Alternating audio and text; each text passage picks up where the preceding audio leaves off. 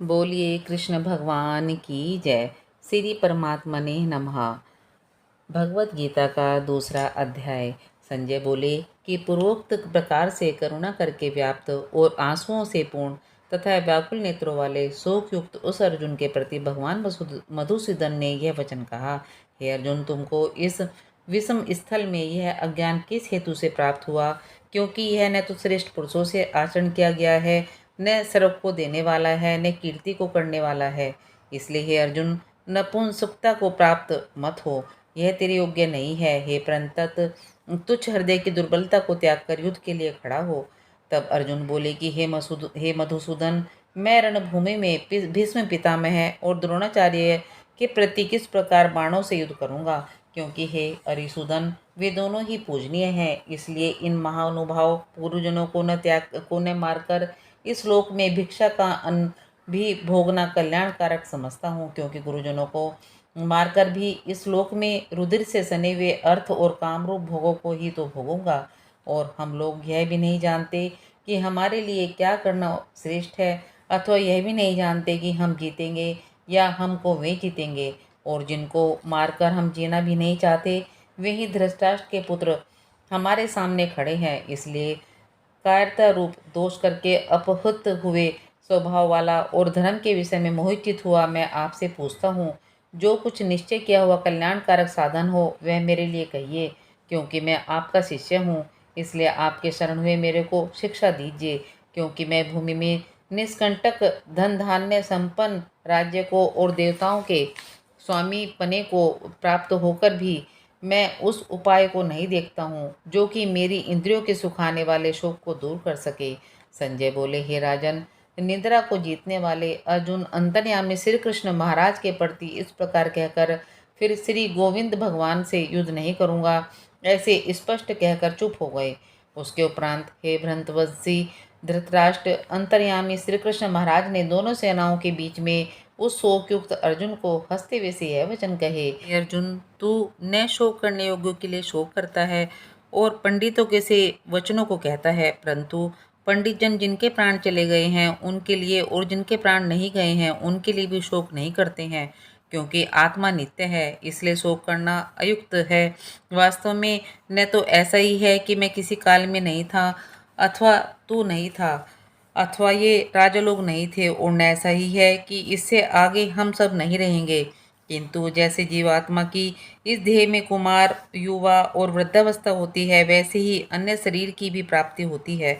उसी समय धीर पुरुष नहीं मोहित होते हैं, और अर्थात जैसे कुमार, युवा, जरा अवस्था रूप स्थूल शरीर का विकार अज्ञान से आत्मा में भासता है, वैसे ही एक शरीर से दूसरे शरीर को प्राप्त होने रूप सूक्ष्म शरीर का विकार भी अज्ञान से ही आत्मा में भासता है।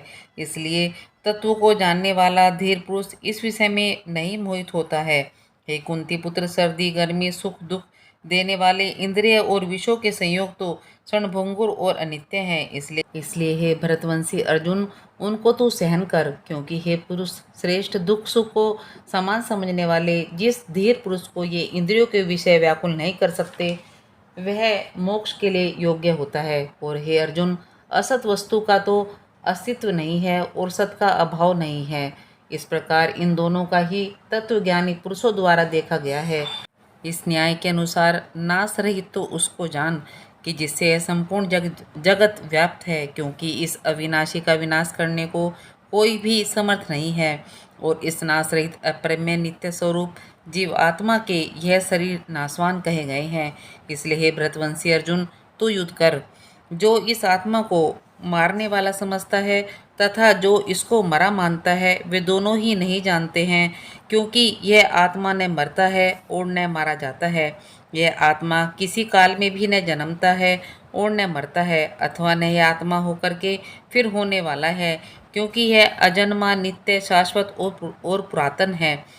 शरीर के नाश होने पर भी यह नाश नहीं होता है। हे प्रथापुत्र अर्जुन, जो पुरुष इस आत्मा को नाश रहित, नित्य, अजन्मा और अव्यय जानता है, वह पुरुष कैसे किसको मरवाता है और कैसे किसको मारता है। और यदि तू कहे कि मैं तो शरीरों के वियोग का शोक करता हूँ, तो भी यह उचित नहीं है।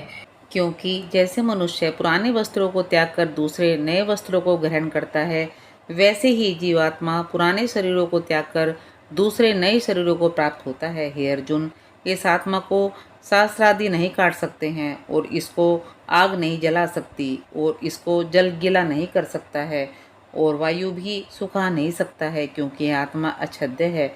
यह आत्मा अदहा, अक्लेद्य और अशुद्ध है तथा यह आत्मा निसंदेह नित्य, सर्वव्यापक, अचल, स्थिर रहने वाला और सनातन है। यह आत्मा अव्यक्त अर्थात इंद्रियों का अविषय और यह आत्मा अचिंतनीय अर्थात मन का अविषय और यह आत्मा विकार रहित अर्थात न बदलने वाला कहा गया है। इसलिए हे अर्जुन, इस आत्मा को ऐसा जानकर तू शोक करने योग्य नहीं है, अर्थात तुझे शोक करना उचित नहीं है। यदि तू इसको सदा जन्मने और सदा मरने वाला माने तो भी हे अर्जुन, इस प्रकार शोक करने को योग्य नहीं है, क्योंकि ऐसा होने से तो जन्मने वाले की निश्चिंत मृत्यु और मरने वाले का निश्चिंत जन्म होना स्थित हुआ है। इससे भी तू इस बिना उपाय वाले विषय में शोक करने को योग्य नहीं है। यह भीष्मादिकों के शरीर मायामय होने से अनित्य हैं, इससे शरीरों के लिए भी शोक करना उचित नहीं, क्योंकि हे अर्जुन, संपूर्ण प्राणी जन्म से पहले बिना शरीर वाले और मरने के बाद भी बिना शरीर वाले ही हैं, केवल बीच में ही शरीर वाले प्रतीत होते हैं। फिर उस विषयों में क्या चिंता है? हे अर्जुन, यह आत्म तत्व बड़ा गहन है, इसलिए कोई महापुरुष ही इस आत्मा को आश्चर्य की जो देखता है और वैसे ही दूसरा कोई महापुरुष ही आश्चर्य की जो इसको इसके तत्व को कहता है और दूसरा कोई भी इस आत्मा को आश्चर्य की जो सुनता है और कोई कोई सुनकर भी इस आत्मा को नहीं जानता है। अर्जुन, यह आत्मा सबके शरीर में सदा ही अवैध है, इसलिए संपूर्ण भूत प्राणियों के लिए तू शोक करने को योग्य नहीं है और अपने धर्म को देखकर भी तू भय करने को योग्य नहीं है, क्योंकि धर्मयुक्त युद्ध से बढ़कर दूसरा कोई कल्याणकारक कर्तव्य क्षेत्रीय क्षत्रिय के लिए नहीं है। हे पार्थ, अपने आप प्राप्त हुए और खुले हुए स्वर्ग के द्वार रूप इस प्रकार के युद्ध को भाग्यवान शस्त्रीय लोग ही पाते हैं, और यदि तू इस धर्मयुक्त संग्राम को नहीं करेगा तो सर्वधर्म और कीर्ति को खोकर पाप को प्राप्त होगा और सब लोग तेरी बहुत काल तक रहने वाली अपकीर्ति को ही कथन करेंगे और वह अपकीर्ति माननीय पुरुष के लिए मरण से भी अधिक बुरी होती है। और जिनके तू बहुत माननीय होकर भी अब तुच्छता को प्राप्त होगा, वे महारथी लोग तुझे भय के कारण युद्ध से उपराम हुआ मानेंगे और तेरे वैरी लोग तेरे सामर्थ्य की निंदा करते हुए बहुत से न कहने योग्य वचनों को कहेंगे। फिर उससे अधिक दुख क्या होगा? इससे युद्ध करना तेरे लिए सब प्रकार से अच्छा है, क्योंकि या तो मरकर स्वर्ग को प्राप्त होगा अथवा जीतकर पृथ्वी को भोगेगा। इससे हे अर्जुन, युद्ध के लिए निश्चय वाला होकर खड़ा हो। यदि तुझे स्वर्ग तथा राज्य की इच्छा न हो तो भी सुख दुख, लाभ हानि और जय पराजय को समान समझकर उसके उपरांत युद्ध के लिए तैयार हो। इस प्रकार युद्ध करने से तू पाप को प्राप्त नहीं होगा। हे पार्थ, यह बुद्धि तेरे लिए ज्ञान योग के विषयों में कही गई और इसी को अब निष्काम कर्म योग के विषय में सुन। जिस बुद्धि से युक्त हुआ तो कर्मों के बंधन को अच्छी तरह से नाश करेगा। इस निष्काम कर्म योग में आरंभ का अर्थात बीज का नाश नहीं है और उल्टा फल रूप दोष भी नहीं होता है। इसलिए इस निष्काम कर्म योग रूप धर्म का थोड़ा भी साधन जन्म मृत्यु रूप महान भय से उद्धार कर देता है। हे अर्जुन, इस कल्याण मार्ग में निश्चयात्मक बुद्धि एक ही है और अज्ञानी सकामी पुरुषों की बुद्धियां बहुत भेदों वाली अनंत होती हैं। हे अर्जुन, जो सकामी पुरुष केवल फलश्रुति में प्रीति रखने वाले, स्वर्ग को ही परम श्रेष्ठ मानने वाले, इससे बढ़कर और कुछ नहीं है ऐसे कहने वाले हैं, वे अविवेकी जन्म रूप कर्म फल को देने वाली और भोग तथा ऐश्वर्य की प्राप्ति के लिए बहुत सी क्रियाओं के विस्तार वाली उस प्रकार की जिस दिखाऊं शोभायुक्त वाणी को कहते हैं, उस वाणी द्वारा हरे हुए चित्त वाले तथा भोग और ऐश्वर्य में आसक्ति वाले उन पुरुषों के अंतःकरण में निश्चयात्मक बुद्धि नहीं होती है। हे अर्जुन, सब वे तीनों गुणों के कार्य रूप संसार को विषय करने वाले अर्थात प्रकाश करने वाले हैं। इसलिए तू असंसारी अर्थात निष्कामी और सुख दुख आदि द्वंद्वों से रहित नित्य वस्तु में स्थित तथा योग क्षेम को न चाहने वाला और आत्मप्राण हो। क्योंकि मनुष्य का सब ओर से परिपूर्ण जलाशय के प्राप्त होने पर छोटे जलाशय में जितना प्रयोजन रहता है, अच्छी प्रकार ब्रह्मा को जानने वाले ब्राह्मण का भी सब वेदों में उतना ही प्रयोजन रहता है। अर्थात जैसे बड़े जलाशय के प्राप्त हो जाने पर जल के लिए छोटे जलाशयों को आवश्यकता नहीं रहती, वैसे ही ब्रह्मानंद की प्राप्ति होने पर आनंद के लिए वेदों की आवश्यकता नहीं रहती। इसलिए तेरा कर्म करने मात्र में ही अधिकार हुए, फल में कभी नहीं। और तू कर्मों के फल की वासना वाला भी मत हो तथा तेरी कर्म न करने में भी प्रीति न होवे। हे धनंजय, आसक्ति को त्याग कर तथा सिद्धि और असिद्धि में समान बुद्धि वाला होकर योग में स्थित हुआ कर्मों को कर। यह समतम भाव ही योग नाम से कहा जाता है। इस समतव रूप बुद्धि योग से सकाम कर्म अत्यंत तुच्छ है। इसलिए हे धनंजय, समतव बुद्धि योग का आश्रय ग्रहण कर, क्योंकि फल की वासना वाले अत्यंत दीन है। समतव बुद्धि युक्त पुरुष पुण्य पाप दोनों को ही इस लोक में ही त्याग देता है, अर्थात उनसे लिपायमान नहीं होता। इससे समतव बुद्धि योग के लिए ही चेष्टा कर। इस समतव बुद्धि रूप योग ही कर्मों में चतुरता है, अर्थात कर्म बंधन से छूटने का उपाय है। क्योंकि बुद्धि योग युक्त ज्ञानी जन कर्मों से उत्पन्न होने वाले फल को त्याग कर जन्म रूप बंधन से छूटे हुए निर्दोष अर्थात अमृतमय परम पद को प्राप्त होते हैं। हे अर्जुन, जिस काल में तेरी बुद्धि मोह रूप दलदल को बिल्कुल तर जाएगी, तब तू सुनने योग्य और सुने हुए के वैराग्य को प्राप्त होगा। जब तेरी अनेक प्रकार के सिद्धांतों को सुनने से विचलित हुई बुद्धि परमात्मा के स्वरूप में अचल और स्थिर ठहर जाएगी, तब तू समतव रूप को योग को प्राप्त होगा। इस प्रकार भगवान के वचनों को सुनकर अर्जुन बोले, हे केशव, समाधि में स्थित स्थिर बुद्धि वाले पुरुष का क्या लक्षण है और स्थिर बुद्धि पुरुष कैसे बोलता है, कैसे बैठता है, कैसे चलता है। उसके उपरांत श्री कृष्ण महाराज बोले, हे अर्जुन, जिस काल में यह पुरुष मन में स्थित संपूर्ण कामनाओं को त्याग देता है, उस काल में आत्मा से ही आत्मा में संतुष्ट हुआ स्थिर बुद्धि वाला कहा जाता है।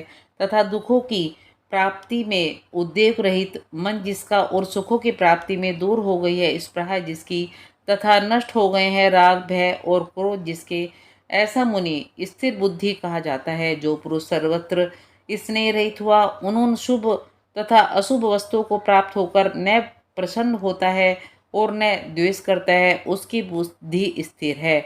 और कछुआ अपने अंगों को जैसे समेट लेता है, वैसे ही यह पुरुष जब सब ओर से अपनी इंद्रियों को इंद्रियों के विषयों से समेट लेता है तथा उसकी बुद्धि स्थिर होती है। यद्यपि इंद्रियों के द्वारा विषयों को न ग्रहण करने वाले पुरुष के भी केवल विषय तो निवृत्त हो जाते हैं, परंतु राग नहीं निवृत्त होता। और उस पुरुष को तो राग भी परमात्मा को साक्षात करके निवृत्त हो जाता है। और हे अर्जुन, जिससे कि यत्न करते हुए बुद्धिमान पुरुषों के भी मन को यह प्रथमन स्वभाव वाली इंद्रियां बलात् हर लेती हैं। इसलिए मनुष्य को चाहिए कि उन संपूर्ण इंद्रियों को वश में करके समाहित चित्त हुआ मेरे प्राण स्थित होवे। क्योंकि जिस पुरुष की इंद्रियां वश में होती हैं, उसकी ही बुद्धि स्थिर होती है। हे अर्जुन, मन सहित इंद्रियों को वश में करके मेरे प्राण न होने से मन के द्वारा विषयों का चिंतन होता है और विषयों का चिंतन करने वाले पुरुष की उन विषयों में आसक्ति हो जाती है और आसक्ति से उन विषयों की कामना उत्पन्न होती है और कामनाओं में विघ्न पड़ने से क्रोध उत्पन्न होता है। क्रोध से अविवेक अर्थात मूढ़ भाव उत्पन्न होता है और अविवेक से स्मरण शक्ति भ्रमित हो जाती है और स्मृति के भ्रमित हो जाने से बुद्धि अर्थात ज्ञान शक्ति का नाश हो जाता है और बुद्धि के नाश होने से यह पुरुष अपने श्रेय साधन से गिर जाता है। परंतु स्वाधीन अंतःकरण वाला पुरुष राग द्वेष से रहित अपने वश में की हुई इंद्रियों द्वारा विषयों को भोगता हुआ अंतःकरण की प्रसन्नता अर्थात स्वच्छता को प्राप्त होता है। उस निर्मलता के होने से पर इसके संपूर्ण दुखों का अभाव हो जाता है और उस प्रसन्नचित्त वाले पुरुष की बुद्धि शीघ्र ही अच्छी प्रकार स्थिर हो जाती है। हे अर्जुन, साधन रहित पुरुष के अंतःकरण में श्रेष्ठ बुद्धि नहीं होती है और उस अयुक्त के अंतःकरण में आस्तिक भाव भी नहीं होता है और बिना आस्तिक भाव वाले पुरुष को शांति भी प्राप्त नहीं होती है। और शांति रहित रहित पुरुष को सुख कैसे हो सकता है? क्योंकि जल में वायु नाव को जैसे हर लेता है, वैसे ही विषयों में विचरती हुई इंद्रियों के बीच में जिस इंद्रिय के साथ मन रहता है, वह एक ही इंद्रिय इस अयुक्त पुरुष की बुद्धि को ग्रहण कर लेता है, यानी हरण कर लेती है। इससे हे महाभाव, जिस पुरुष की इंद्रियां सब प्रकार इंद्रियों के विषयों से वश में की हुई होती हैं, उसकी बुद्धि स्थिर होती है। हे अर्जुन, संपूर्ण भूत प्राणियों के लिए जो रात्रि है, उस नित्य शुद्ध बोध स्वरूप परमानंद में भगवत को प्राप्त हुआ योगी पुरुष जागता है। और जो नासवान क्षणभंगुर सांसारिक सुख में सब भूत प्राणी जागते हैं, तत्व को जानने वाले मुनि के लिए वह रात्रि है जैसे सब ओर से परिपूर्ण अचल प्रतिष्ठा वाले समुद्र के प्रति नाना नदियों के जल उसको चलायमान करते हुए भी समा जाते हैं, वैसे ही जिस स्थिर बुद्धि पुरुष के प्रति संपूर्ण भोग किसी प्रकार का विकार उत्पन्न किए बिना ही समा जाते हैं, वह पुरुष परम शांति को प्राप्त होता है, न कि भोगों को चाहने वाला। क्योंकि जो पुरुष संपूर्ण कामनाओं को त्याग कर ममता रहित और अहंकार रहित, स्पृहा रहित और हुआ व्रतता है, वह शांति को प्राप्त होता है। हे अर्जुन, यह ब्रह्मा को प्राप्त हुए पुरुष की स्थिति है। इसको प्राप्त होकर योगी कभी मोहित नहीं होता है और अंत्यकाल में भी इस निष्ठा में स्थित होकर ब्रह्मा आनंद को प्राप्त हो जाता है। इति श्रीमद् भगवद गीता रूपी उपनिषद एवं ब्रह्मा विद्या तथा योग शास्त्र विषयक श्री कृष्ण और अर्जुन के संवाद में सांख्य योग नाम का दूसरा अध्याय समाप्त। बोलिए कृष्ण भगवान की जय। दूसरा अध्याय समाप्त हुआ। भगवत गीता जी की आरती। जय भगवत गीते श्री जय भगवत गीते, हरि है कमल विहारिणी सुंदर सुपनीते।